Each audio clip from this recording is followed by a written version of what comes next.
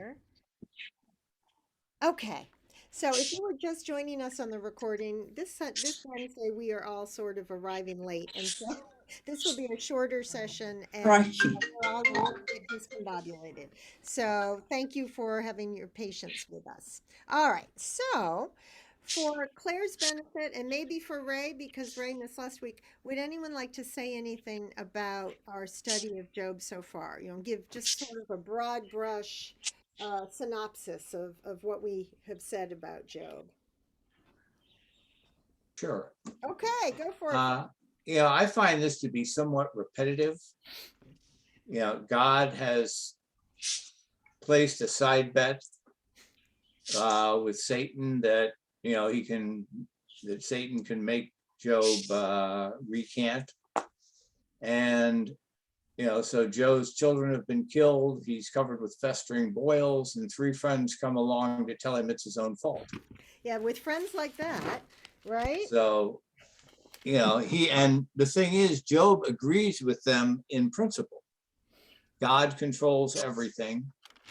God is, above human reprovals or judgment.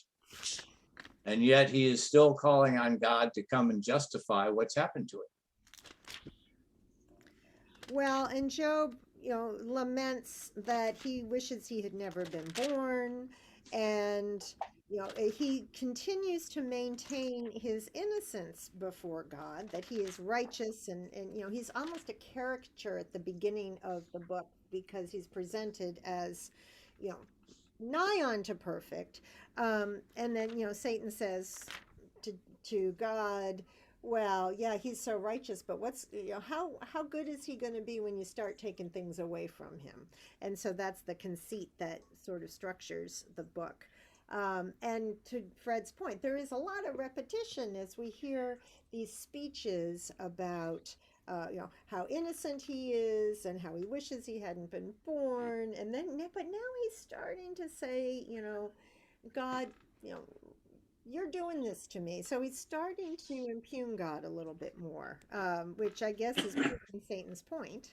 That when things are going well for Job, it's easy to be righteous, but when they're not, that we're seeing this sort of gradual, I don't want to say descent, but this shift. So, anybody else want to add anything? Ellie, any thoughts that we've missed? I wish I had, this, I don't have a local Bible, so I can't go back and leap over to refresh my memory. No worries. All right. So, most recently, last week in chapter 11, we'll just look at that for a second. So, as Fred said, there are these three quote unquote friends who kind of rebut Job back and forth. So Job gives a speech, and then one or more of the friends gives a speech. So last week we heard from the third friend, Zophar, I can never say it, Naamathite.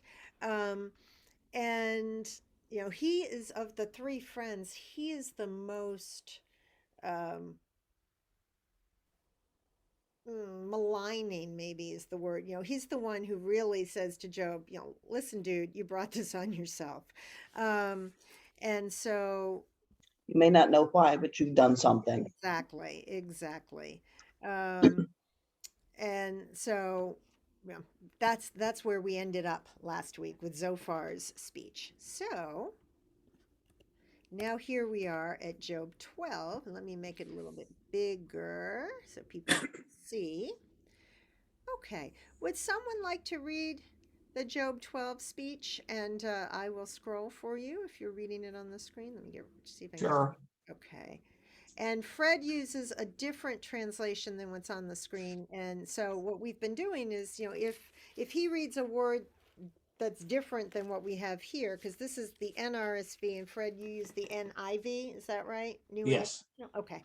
Then those are great moments to say, okay, cool. This got translated differently. Let's talk about that. Okay. Okay. Then Job replied, doubtless you are the only people who matter, and wisdom will die with you. But I have a mind as well as you. I am not inferior to you. Who does not know all these things? I have become a laughingstock to my friends, though I called on God and he answered, a mere laughingstock, though righteous and blameless. Those who are at ease have contempt of misfortune as those whose feet are slipping. The tents of the marauders are undisturbed, and those who provoke God are secure. Those God has in his hand. But ask the animals, and they will teach you, or the birds in the sky, and they will tell you. Or speak to the earth, and it will teach you, or let the fish in the sea inform you. Which of all these does not know that the hand of the Lord has done this? In his hand is the life of every creature and the breath of all mankind. Does not the ear test words as the tongue tastes food? Is not wisdom found among the aged? Does not long life bring understanding? To God belong wisdom and power, counsel and understanding are his. What he tears down cannot be rebuilt, those he imprisons cannot be released.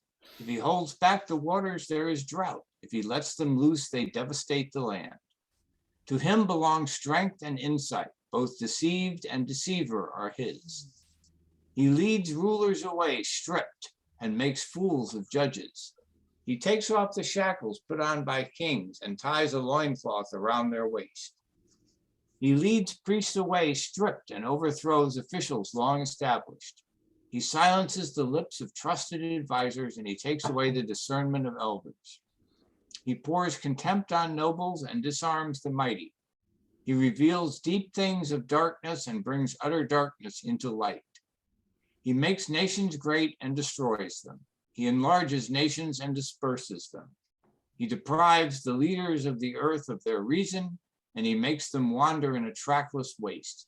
They grope in darkness with no light, and he makes them stagger like drunkards. All right. Thank you. So what do you hear here? What strikes anybody? He starts off a little testy. I think one of those boils must have burst. Fred loves the boils.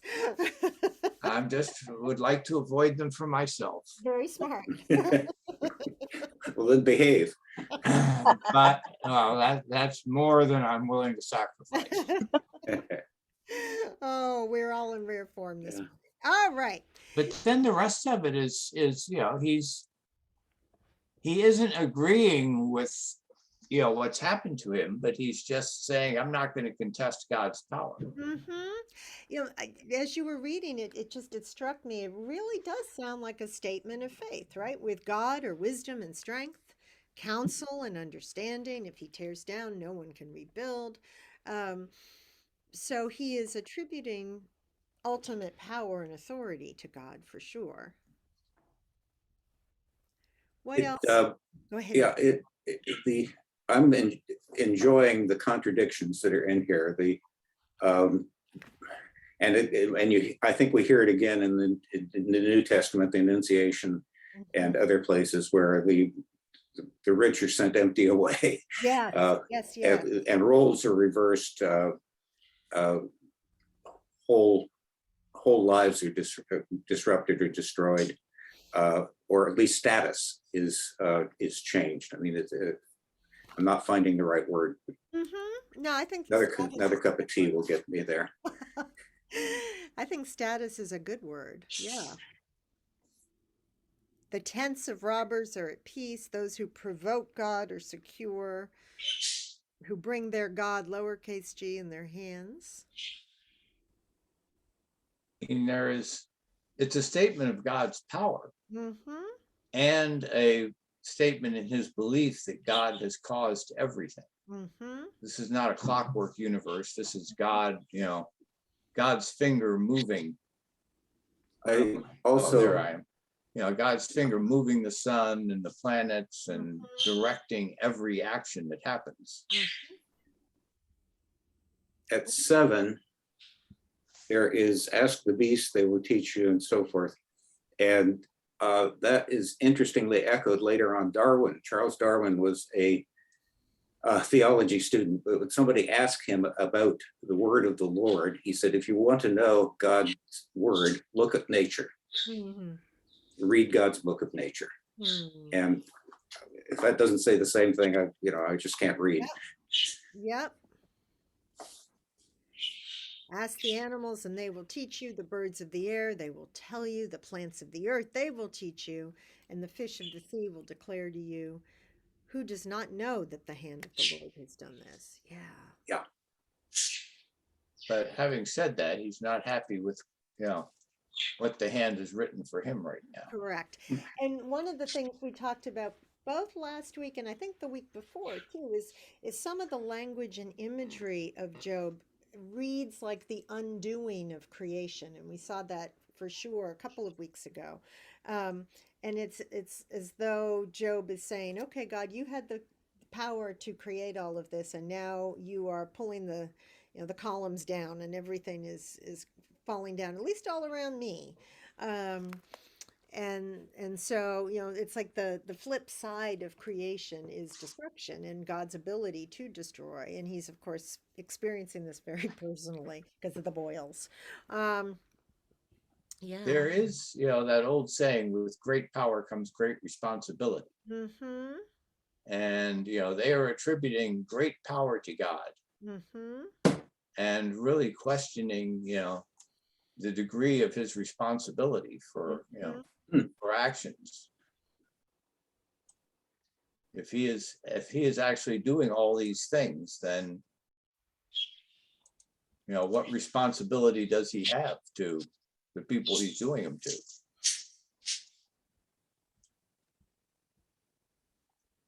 Does sound a little bit like he's getting more resigned, Mm-hmm. that he is acknowledging that God can do all of these things.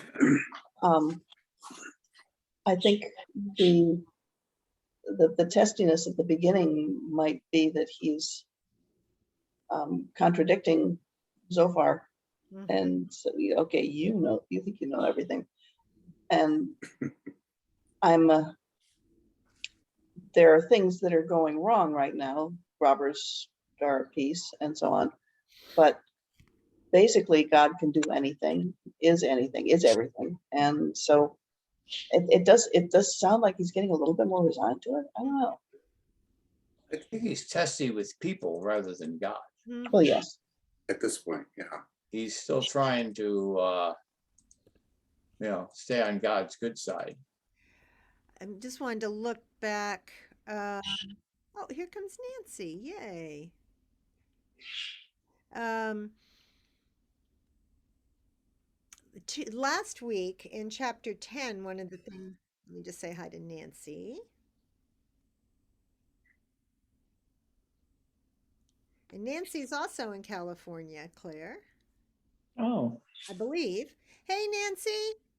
Hi, Hi, are you in California or are you here? I'm I am where I'm back. But this is brief, right? And then you're going out to Montana? Yes, Is that the next right. one? Exactly. Yeah. Yeah. Have those plans been altered at all in light of the weather out there, or are you still going? No, still going. Good. Yeah. Okay. So, yeah. Well, we are Thank so you. glad to see you. And Well, thank you. I'm glad to be here and I'm sorry I'm late and we'll just be listening if we that's really okay. just got started because I can't get out of my own way this morning. So we're all sort of in the same place. Um, and Nancy, I want to introduce to you Claire, who is, I don't know Oh, if you can see her on your screen. I Claire is can. Ray's cousin Hi and there. out in Southern Oh, California. great. So it's very early where she is. Oh, wow. So, and we're so glad you're here. Great. Um, so I was just going back to something we talked about last week in Job 10, when Job starts talking to God directly and says, "You clothed me with skin and flesh and knit me together. You granted me life. Yet these things you hid in your heart. I know that this was your purpose." And then he goes on to talk about God sort of watching him and, waiting for him to mess up and not being willing to redeem him.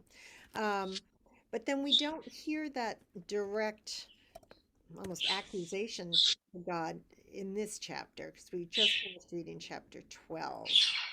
Um, I don't believe he addresses God directly here.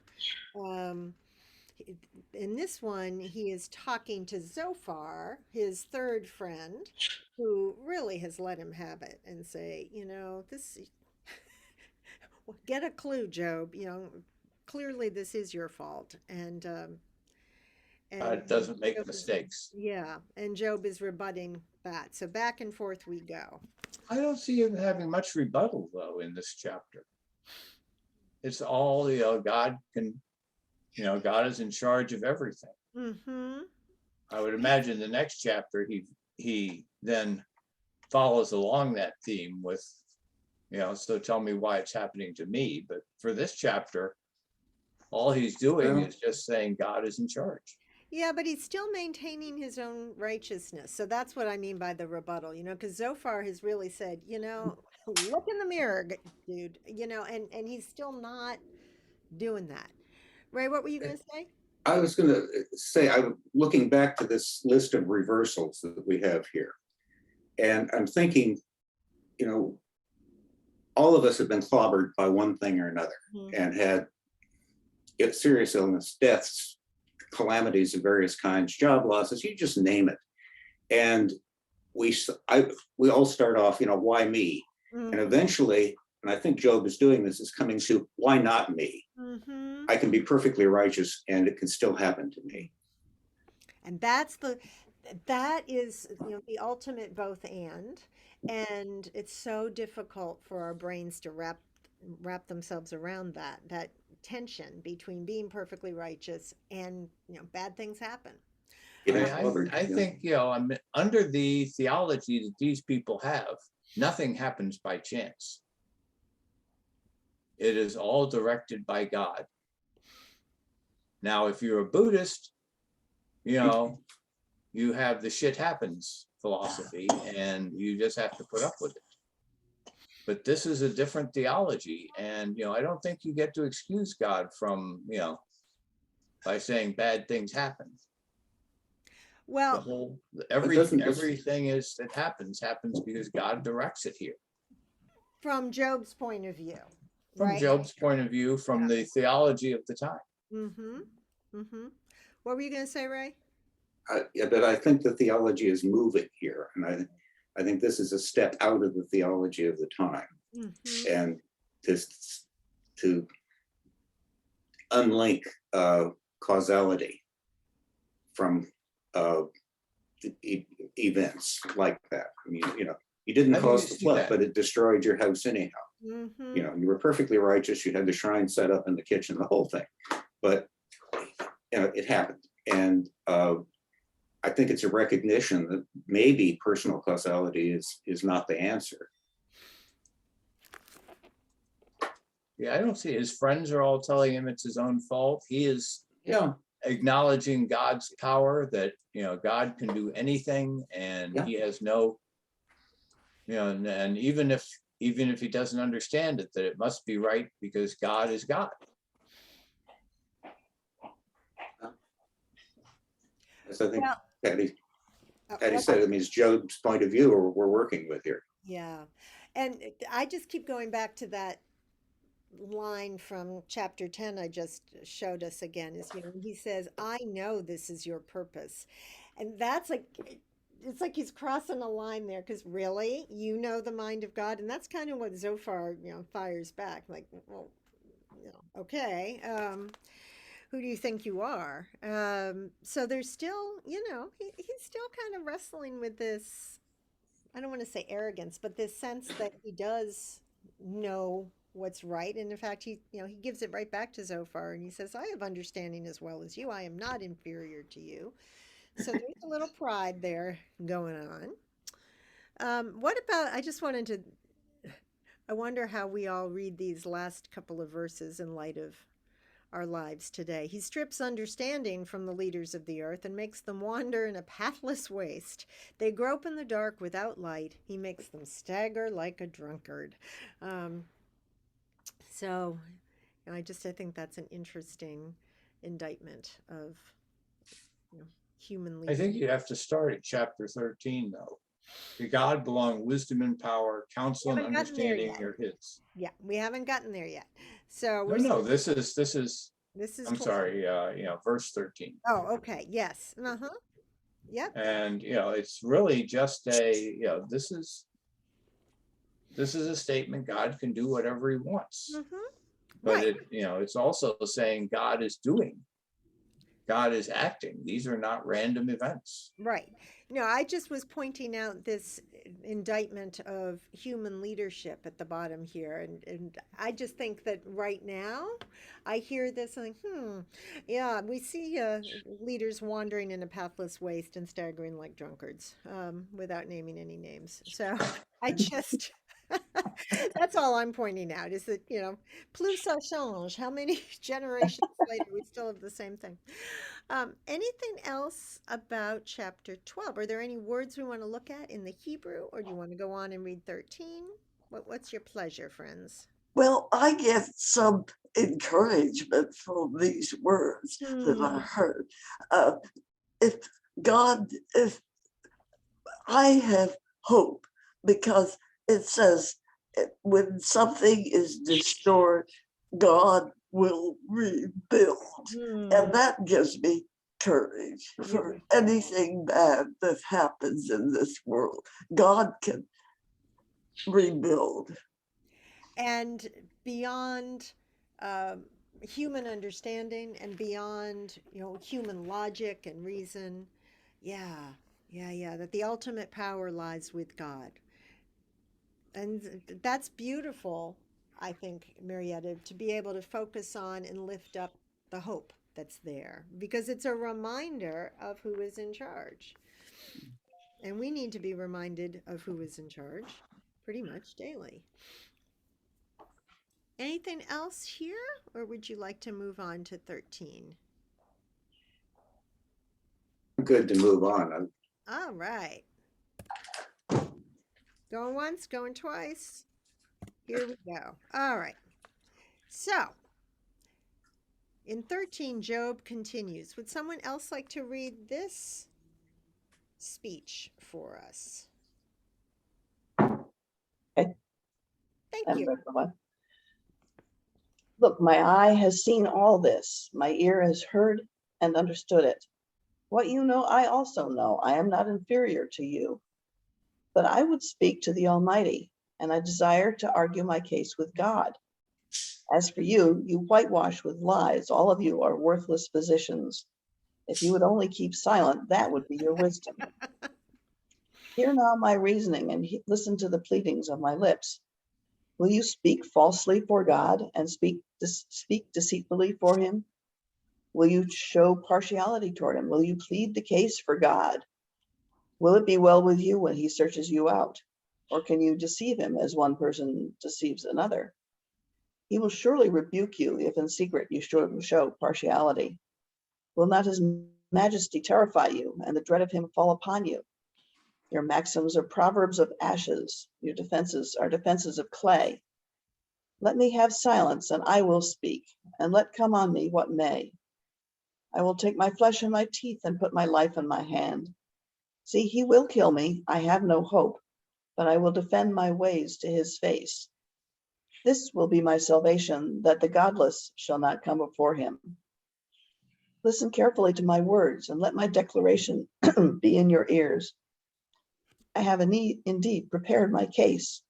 I know that I shall be vindicated. Who is there who will contend with me? For then I would be silent and die. Only grant two things to me, then I will not hide myself from your face. Withdraw your hand far from me, and do not let dread of you terrify me.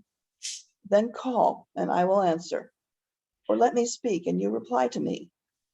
How many are my iniquities and my sins? Make me know my transgression and my sin. Why do you hide your face and count me as your enemy? Will you frighten a wind-blown leaf and pursue dry chaff? For you write bitter things against me and make me reap the iniquities of my youth. You put my feet in the stocks and watch all my paths. You set a bound to the soles of my feet. One wastes away like a rotten thing, like a garment that is moth-eaten.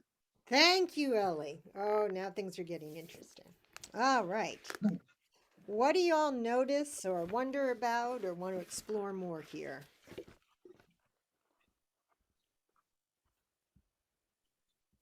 Looks to me like the audience shifts at verse between 12 and 13 Mm-hmm. from blasting back at his friends to invoking the Almighty, Mm-hmm. or seeking access, I guess maybe is better. Mm-hmm. I think I'm hearing, what I'm hearing here is that he's um, telling his friends to just shut up because they're telling him nothing, they're lying and so on. If you'd only keep silent. I want to talk to God. I've heard all what you had to say and I dismiss it, and I want to speak directly to the boss. I And want to speak to your manager, right? yeah, speak to your manager, please. Are you putting Job as the first Karen, Patty? Haven't thought of that. Oh, sorry, Ellie. And he's pointing out that what they're telling him is worthless, which we've Hmm? decided for ourselves. And if they don't shut up, God will get them. Mm-hmm. But in the meantime, I've been thinking about this, and then if you scroll down a bit, he starts addressing God directly.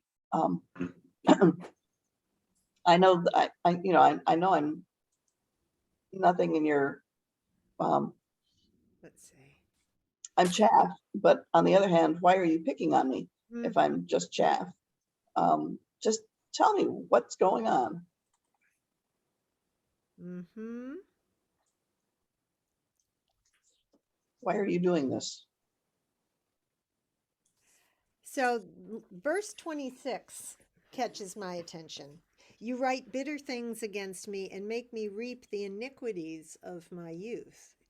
Does that sound to anybody like maybe he's acknowledging that when he was younger, he did some things he ought not to have done? Well, I think he's trying to find out why God is doing this. And Mhm. okay, I wasn't perfect. Is that why? And the reason that jumps out at me is I think it's the first time I've heard him acknowledge, a chink in the armor, like, okay, maybe I haven't been, P.S. Hello, I'm human. Um, but that's the first time that I think I have noticed him even suggest that there was, ever anything in his past that might be questionable. Um, what do you all think about this idea of, taking God to court? Um, Are you going to find a judge? yeah.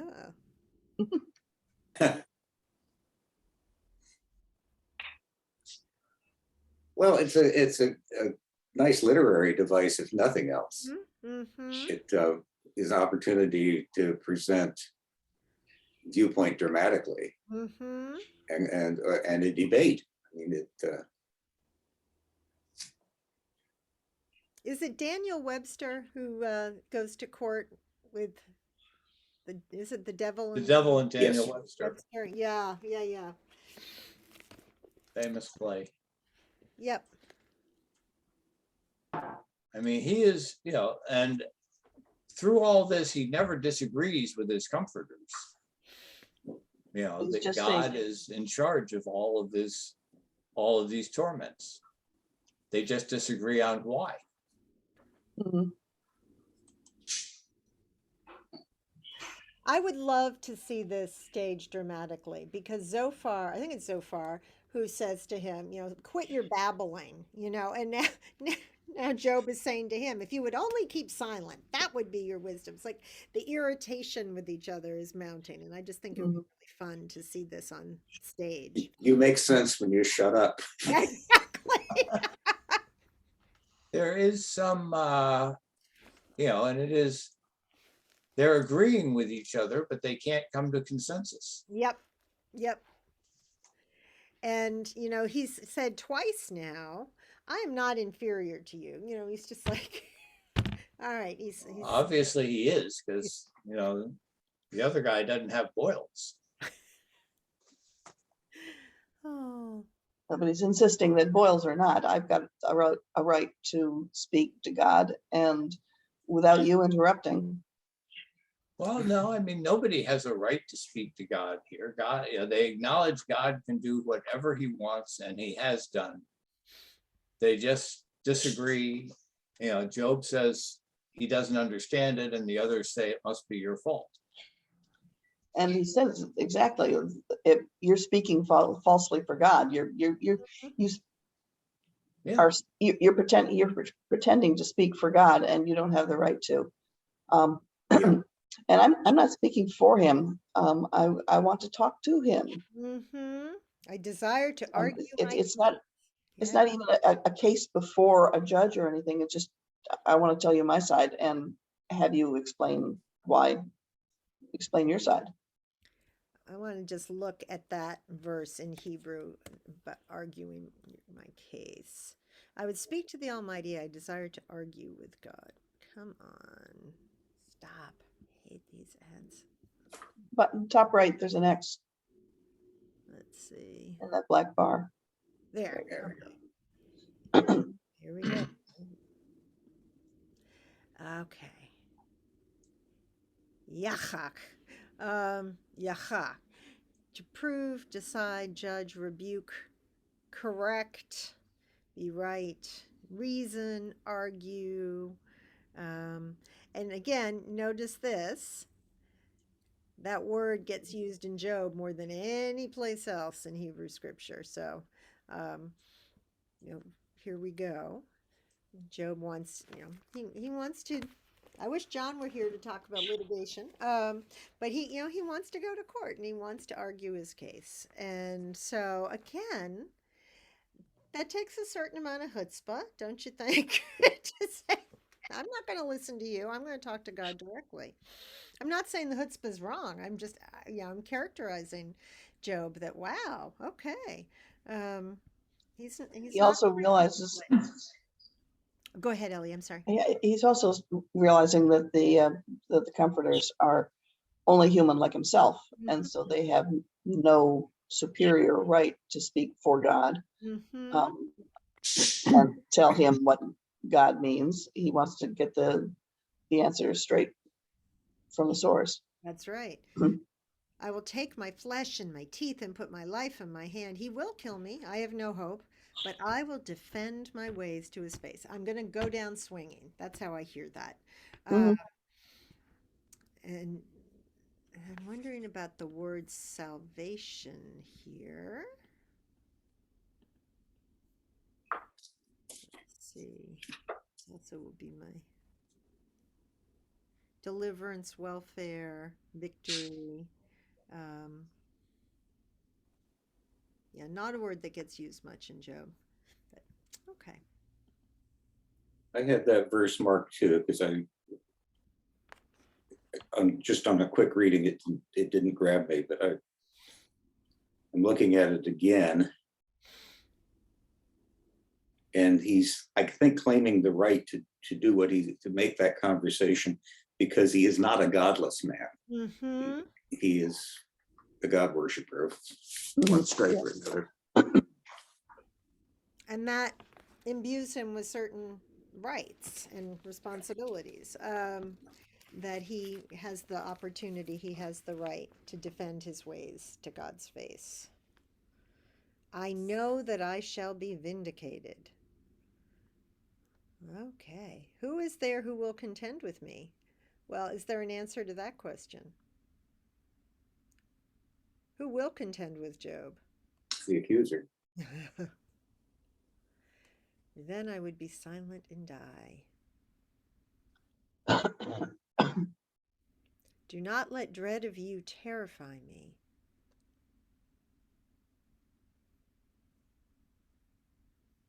So, even in that, do not let dread of you terrify me.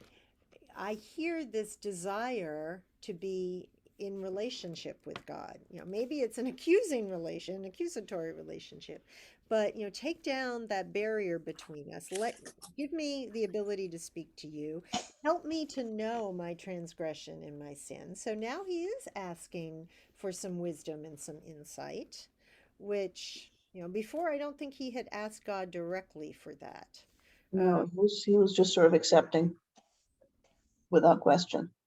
And now he's finally asking, so maybe the comforters have had some help. Mm-hmm. Just curiosity about the word dread there. Let's see, Um, which verse are we in There, 21. 21, yeah. Okay, And let's look at that. well, yeah, I think, is that translated as fear, as in frightened, or is it translated as awe, as in? Terror and dread. That Terror, sounds more like fear. horror. Yeah, Okay, so this is purely negative then. it Yeah. sounds that way from the Hebrew. Yeah. Yeah.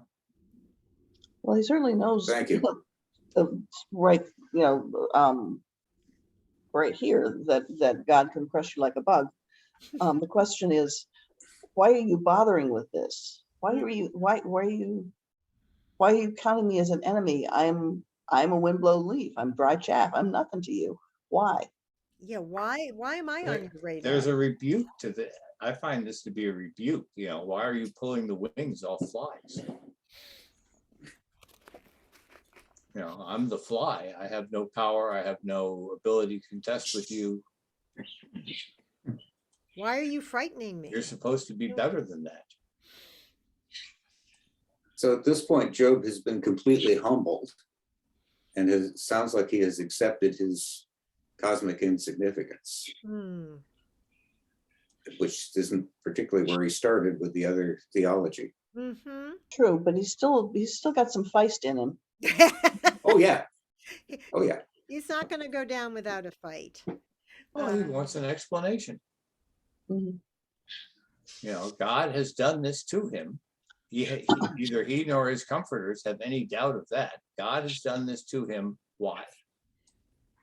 And this, going back to verse 26, when I was talking before about the iniquities of my youth, and so maybe he is acknowledging something. It's interesting because the translation we have here says reap, but then the footnote says inherit. Um, and I hear that it's a slightly different connotation. You make me own the iniquities of my youth. Yeah. Seize, Wow. take possession of, occupy. Hmm.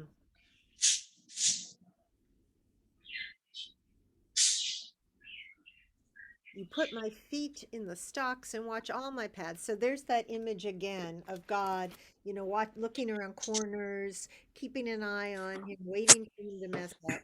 You set a bound to the soles of my feet. One wastes away like a rotting thing, like a garment that is moth-eaten. Mm. Fred, what does your translation say on verse 28?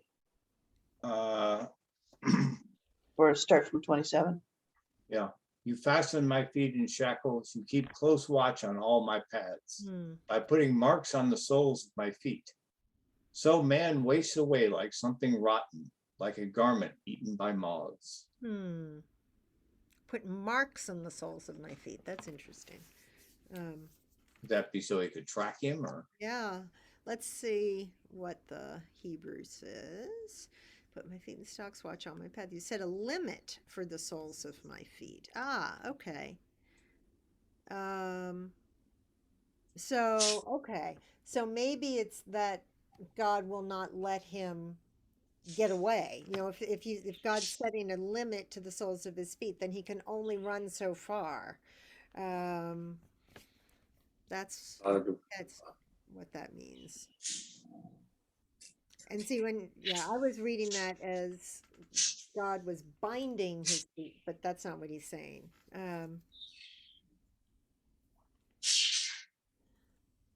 What else? It's interesting, as a metaphor, being limited. You say if you are set bound, you can only go so far, and metaphorically, you can only go so far in understanding that as well. He can't go and explore beyond his human limits. Absolutely. And yeah, and I think that's really what this question's about, because he's feeling hemmed in and he says, "Why do you hide your face? You know, why aren't you revealing yourself to me?" I hear this incredible frustration. Um, and this, will you frighten a wind-blown leaf? That's an interesting image to me too, because can leaves be frightened? Um, frightened is a, I think that's a really good word choice there. Well, I think his point is that nobody bothers to try to frighten a leaf or Mhm. chase chaff that's blowing in the wind. Mm-hmm. Um, they're nothing, so why are you bothering? For you, so Yeah. why are you writing bitter things against me? Yeah, this is beneath you. Should be. The 28 is a change in direction too. Mm-hmm. That's Mm-hmm. why I asked Fred for the other translation. Still doesn't make a lot of sense. Let's look at the Hebrew there. Well, okay, so the Hebrew, I'm decaying. while I am decaying, that makes more sense to me. Um, I'm I wearing think if out. you look, I mean, that line more accurately belongs in the next chapter. As the start of the next chapter, it would make more sense. Let's see.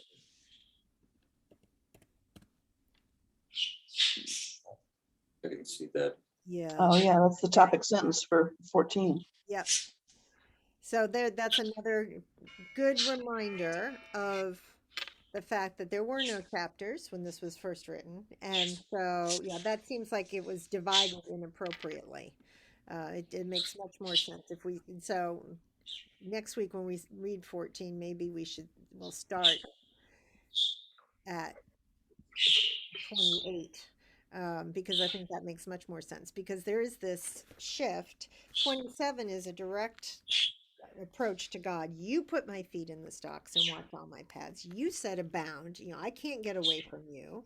Um, and then there's this new idea about wasting away like a rotten thing, like a garment that is moth eaten. All right. Anything else here that strikes you? You know, I'm reminded of Psalm 139. Um, Part of it is we read it at my mom's funeral on Monday. But Lord, you have searched me out and known me. You trace my rising and my going down and all of this. And Psalm 139 is meant to be such a comforting psalm. It's like I can't, you are always with me. I can't, I cannot escape from your presence. And the psalmist in that psalm, it comes across as a good thing that one can escape. And then here, um, God, searching one out is not so positive. It's like, no, I don't necessarily want you to look that closely at me. Or be looking around the corner at everything I'm doing. Be out of your eyesight for a while. That's just an interesting counterpoint from my perspective. All right. Well, this was a shorter session. I'm sorry about that. Next week we'll start right on time. Claire, is so great that you joined us. Please come again. I I hope will. Thank you. it's wonderful to meet you. Nancy, hey Walter. So good to see you guys. Marietta, it's always Hi. wonderful when you can join us. And Ray and Fred and Ellie and Elin. Ellie and Bob, I hope that the service goes well. Saturday, right? Yes, it is. And our Micah describes himself as an Episcopalian liturgy nerd, and he's made a lot of contributions. It's been great. Excellent. Well, I thought of you all when we sang Lord of All Hopefulness on Monday. So, And I'll think of you. excellent. All right. Bless you all. And I will see many of you, I hope, next Wednesday. Be well. God bless. Thank you. Thank you, I, Mike. Oh, And them. Hi, Bella.